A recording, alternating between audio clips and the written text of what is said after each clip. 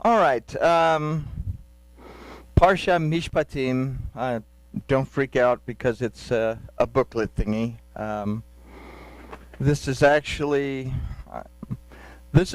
going to serve us. I mean, there'll be handouts for the next 3 Torah portions as well, but bring these for the next 3 Torah portions as well, because within those Torah portions are more statutes that you can write in on one of the blank sides so that you have a complete book of Mishpatim, of judgments, statutes, ordinances. You're going to find that it may appear that they're out of order.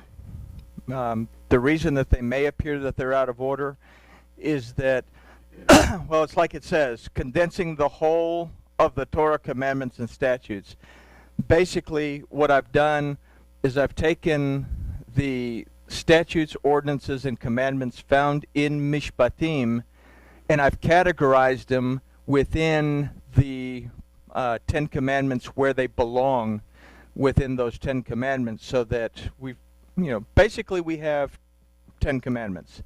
This expounds on those 10 commandments and how to use those 10 commandments. And then we have Yahusha that, of course, gave us 2 commandments that condensed everything into 2 things that we can pay attention to. So, all right, let's talk to our Elohim, and then we'll take a look at not all 14 pages, but we will take a look at why this is important. Father, thank you for this opportunity to look at your right rulings, to look at your judgments, your ordinances, your statutes, and your commandments, so that in becoming Torah observant, thank you, Father, for the word, that we can learn to apply your word to our lives in our everyday life. Father, we ask that you'll open our eyes, open our ears, and open our hearts so we can see, hear, and understand what your word tells us. And we thank you in the name of Yahusha. Amen. All right.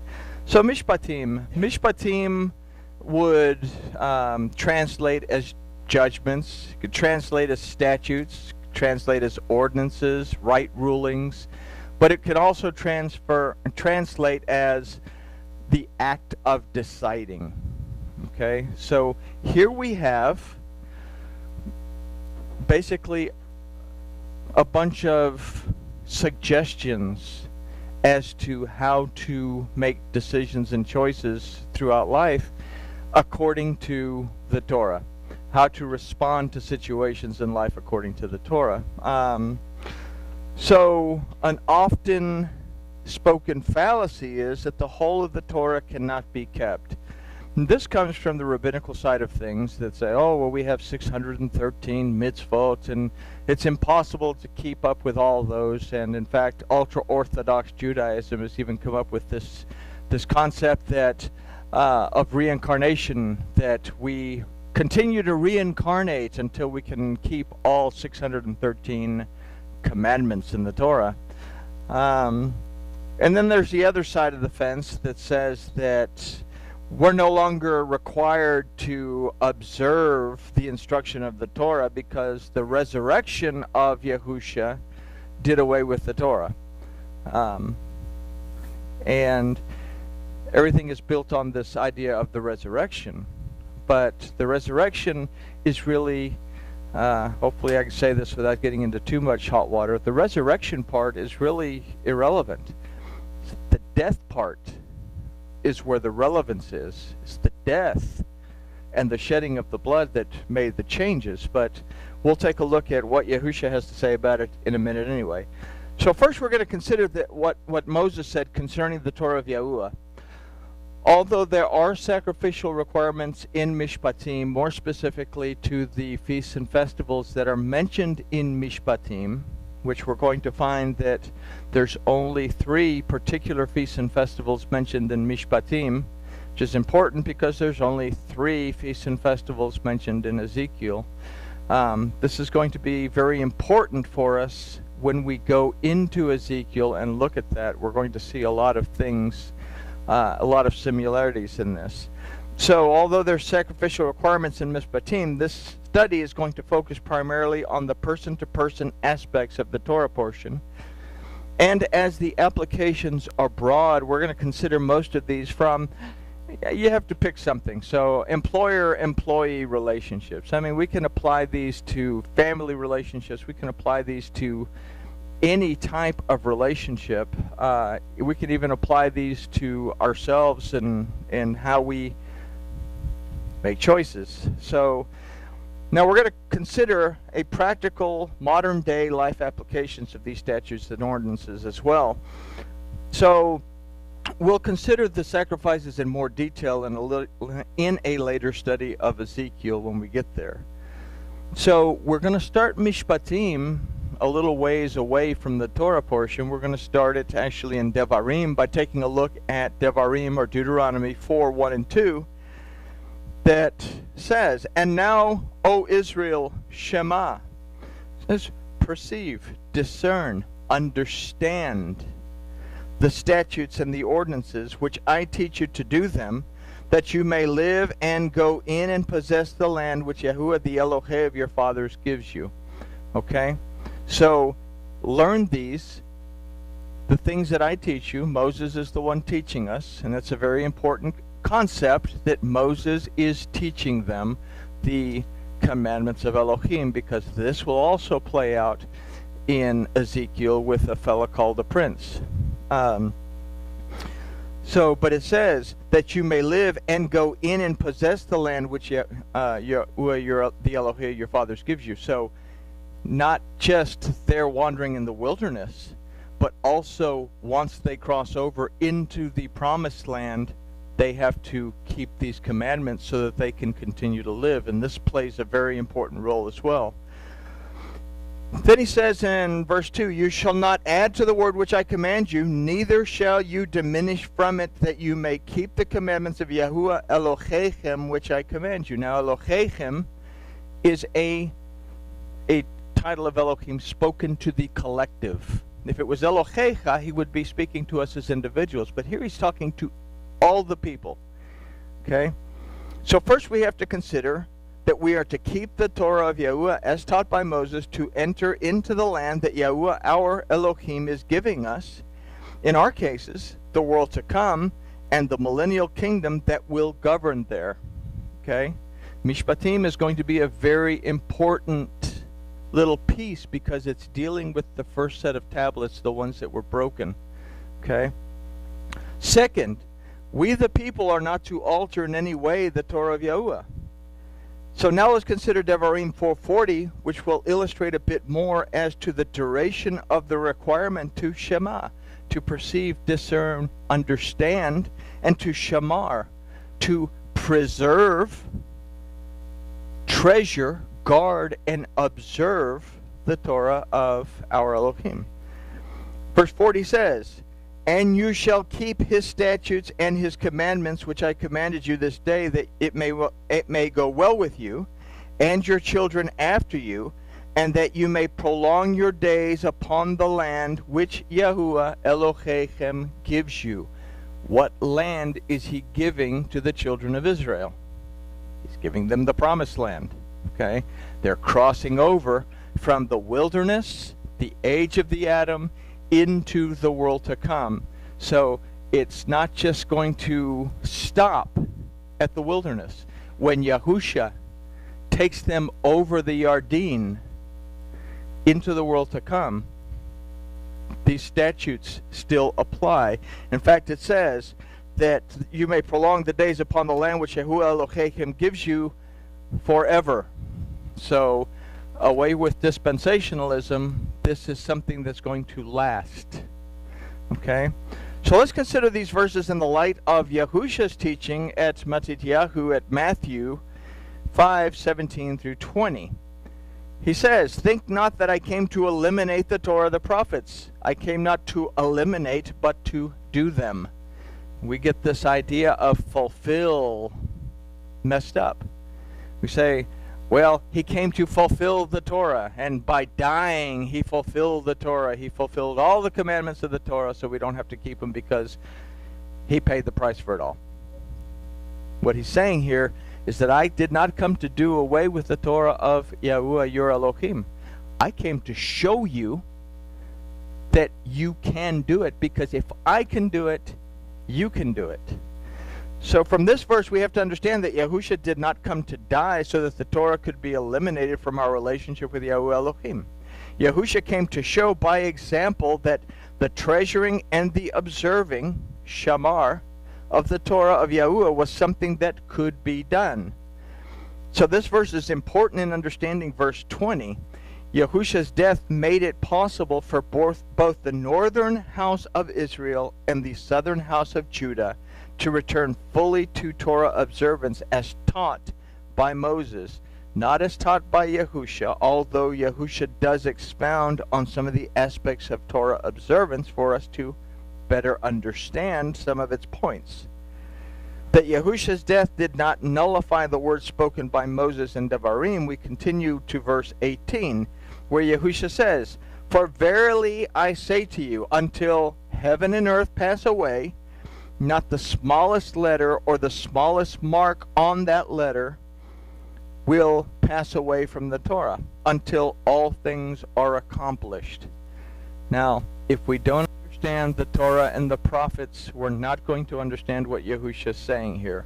Again, it goes back to a limited concept based on things that Marcion and the church fathers came up with, that Yahusha paid it all, he accomplished everything at the cross, and so we're not responsible for anything. But he says, until heaven and earth pass away, not the smallest letter or the smallest mark on that letter. Literally, he says, not the yod or the kotz of a yod. The yod is the smallest letter. It has a little bitty horn on the top. If that horn isn't there, the letter's invalid. Not the smallest letter, the smallest mark associated with that letter will pass away from the Torah until all things are accomplished. We have to understand, what is he talking about by all things are accomplished? Till heaven and earth passes away, but we know that there are going to be a new heavens and a new earth under a millennial kingdom reign. Until this is accomplished, nothing here is going to change. And what we're going to find out is really nothing is going to change from the statutes and ordinances other than reverting back to the first set of tablets.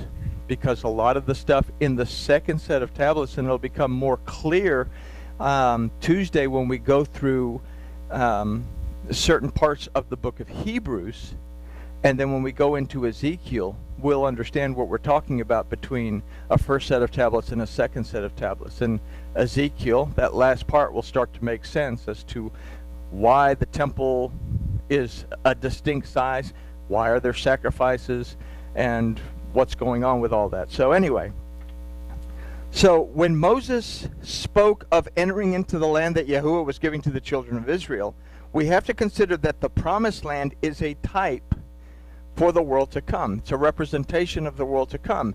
And that wandering in the wilderness is a type for the age of the Adam. Okay? So we talk about the helical motion in the Torah, that it continues to come back upon itself.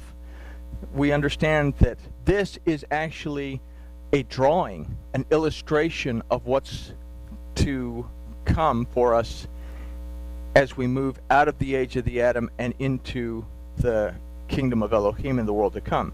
So if we can grasp this, then we have to understand that the heavens and the earth passing away also illustrate the age of the Adam, and that the new heavens and the new earth is a representation of the world to come under the government of the millennial kingdom reign, with Yahuwah as king and Yahusha as the Kohen Hagadol. And this becomes very clear in the book of Hebrews.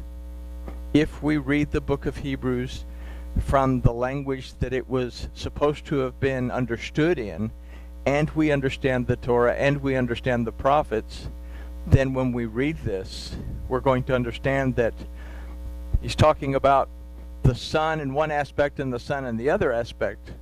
He's talking about the Son as the children of Israel in one aspect, and the Son as Yahusha in another aspect. So which one is which, and this is something we will address when we talk about the Hebrews, or the book of Hebrews.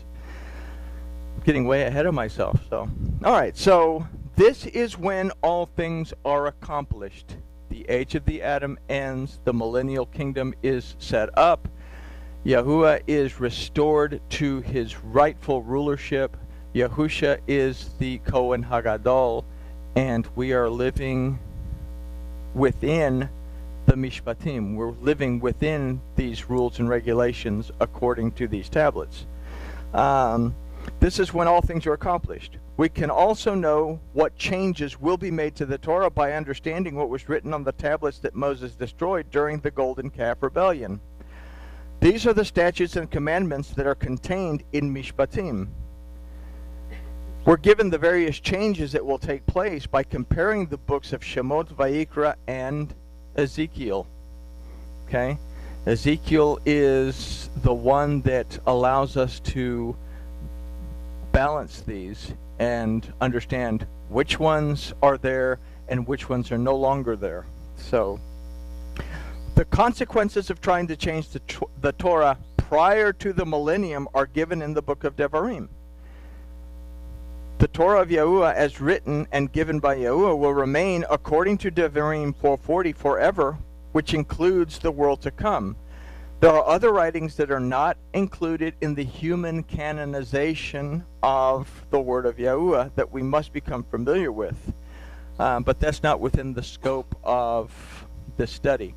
To remember and keep in mind that the canon, what we have as far as what we call, or what Marcion called, the Old Testament and the New Testament, these are books that were decided that were okay by the rabbis of the Great Assembly for what we call the Old Testament, and basically Eusebius, which was a scribe and one of the church fathers under Constantine, for what we call the New Testament.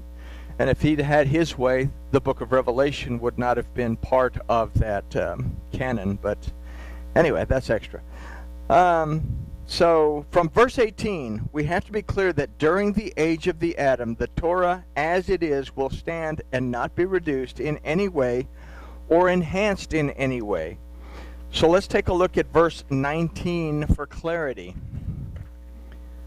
Whosoever therefore shall break one of these least commandments and teach men to do so shall be called, and this comes from the Aramaic version because it doesn't dumb it down, shall be called the worst from the kingdom of heaven. Most of our Bible versions say he'll be called the least in the kingdom of heaven.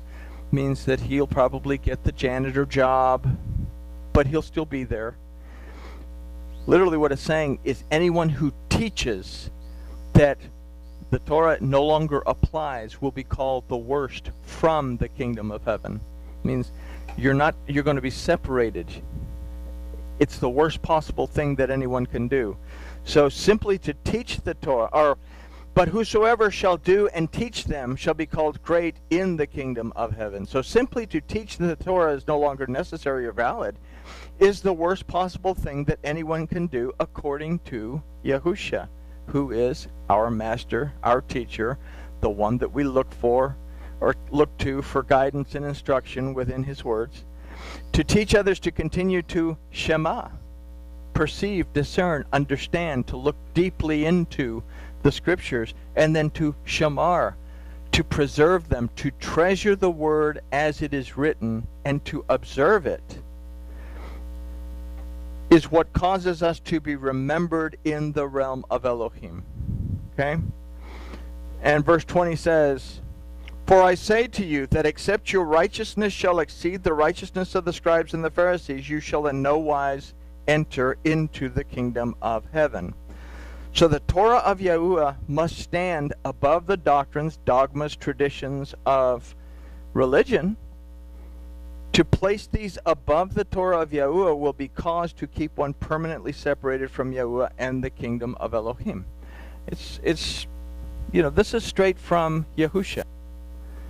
He's saying your righteousness, your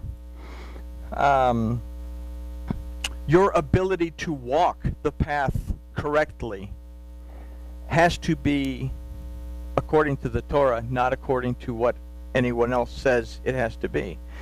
So I began this introduction to illustrate that if Yahushua was able to Shema and Shemar the Torah, and Moses and Devarim says that it's not a hard thing to do and that we must remove any preconceived notions from our minds, that the Torah cannot be kept as it is written. So if Yahushua says we can do it, if Moses says that it's not too hard, then we have to remove these preconceived notions that it's impossible to keep the whole of the Torah, or that we're not responsible for keeping it anymore.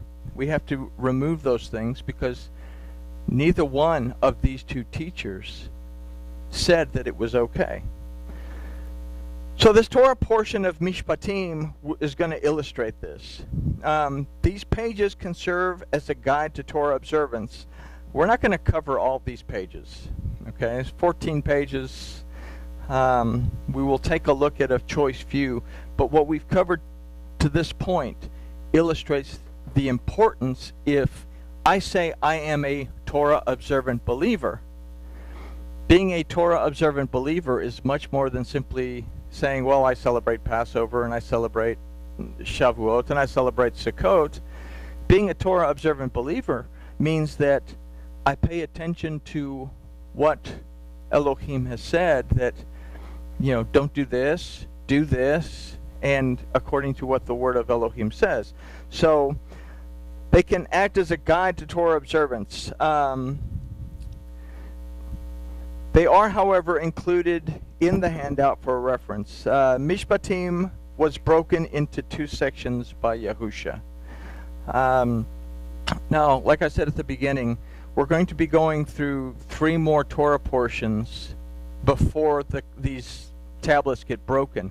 And within those 3 Torah portions, there's going to be other right rulings or judgments. So bring these and you can write them down on here so you'll have a complete guide. But Yahusha said this. Yahusha broke it down into the Shema and the Ve'achavta. To recognize that Yahuwah Elohim exists and to love Yahuwah with all of your heart, your soul, your mind, and your strength.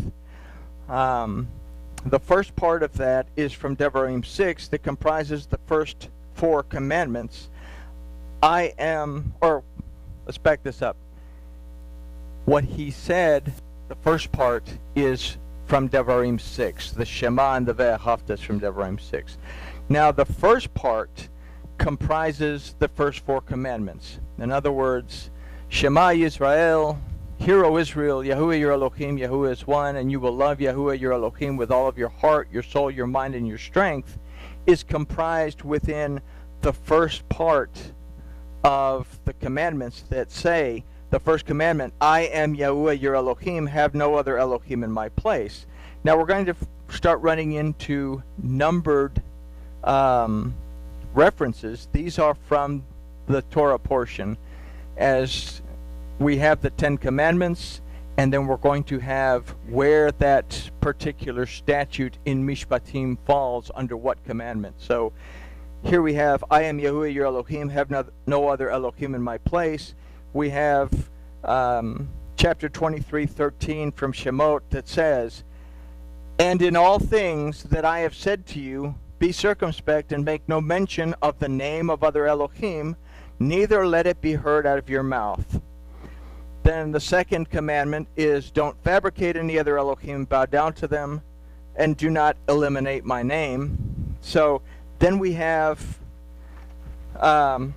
several of the ordinances from Mishpatim that fall under that category. You can pick those up, on your own if you'd like, but it says, he that sacrifices to any Elohim save unto Yahuwah only, he shall be utterly destroyed. You shall serve Yahuwah your Elohim.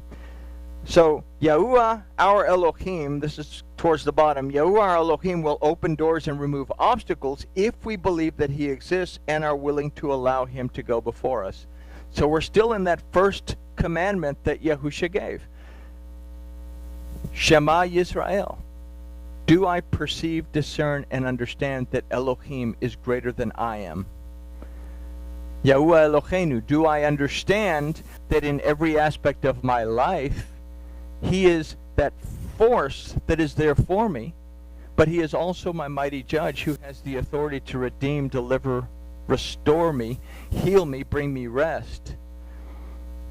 And Yahuwah Echad, that he is one, but he is Echad. He is in agreement. And if he is in agreement with his word, then am I also in agreement with the word of Elohim? So it falls within that first commandment that Yahusha gave.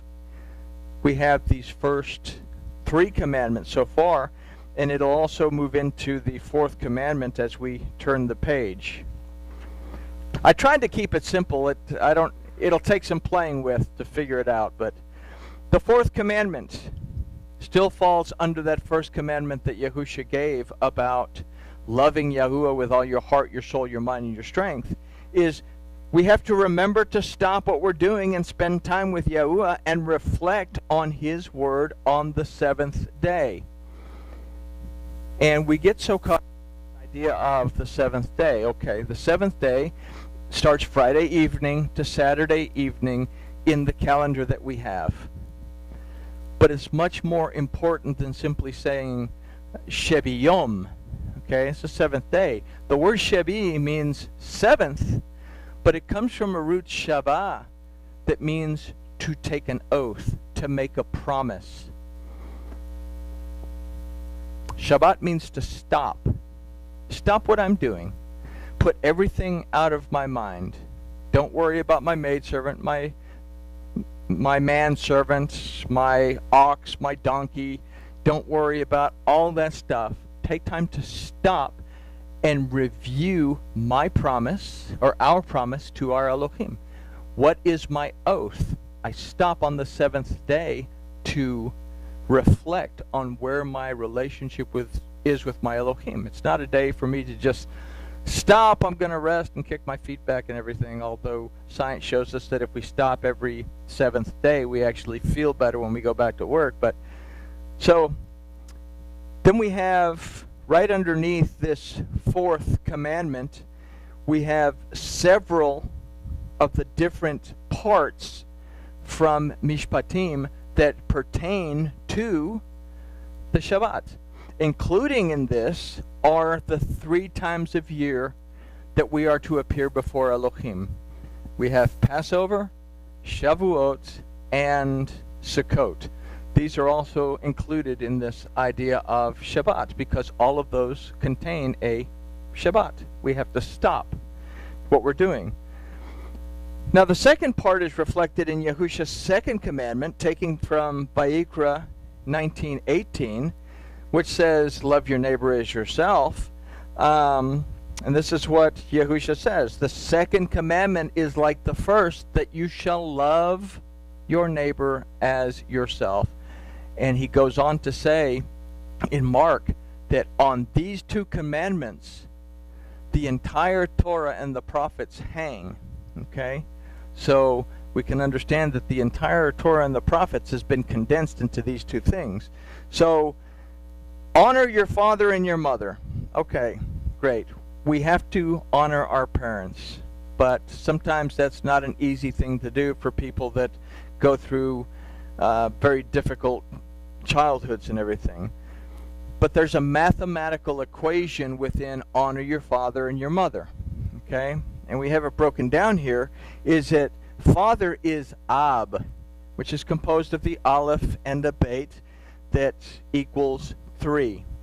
Mother is Am, spelled with an Aleph and a Mem that equals 41. If we add 41 plus 3 together, we get 44, unless you're doing Common Core math. I don't know how it works out with that.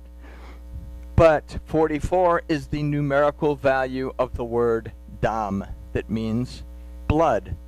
When we go into the Torah and we look at the Torah, whenever we see this idea of blood, in fact, Elohim tells Moses that the blood belongs to me, for in it is the life. Okay, so blood is a representation of life. So what Yahusha is telling us, that we love our neighbor as ourselves, we first have to respect our life. We have to respect who we are, where we came from, what we do. We have to honor and value our own life. then we can love others because we have something to compare how I would treat someone. Because another, we call it the golden rule, it's also in the Torah.